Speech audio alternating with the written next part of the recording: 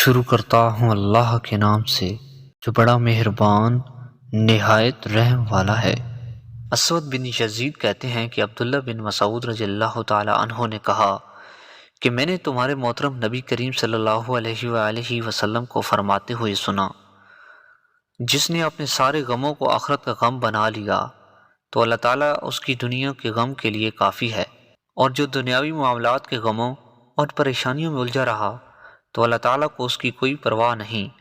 کہ وہ کس وادی میں ہلاک ہوا۔ ابو ہریرہ رضی اللہ تعالی عنہ کہتے ہیں کہ رسول اللہ صلی اللہ علیہ وآلہ وسلم نے فرمایا، مجھے حکم دیا گیا ہے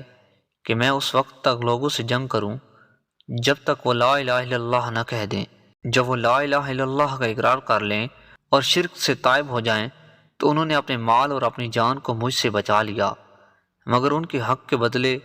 اور ان کا حساب اللہ تعالیٰ کے سپرد ہے۔ تشریح: ان کے حق کے بدلے کا مطلب یہ ہے کہ اگر کسی نے اس کلمے کے اقرار کے بعد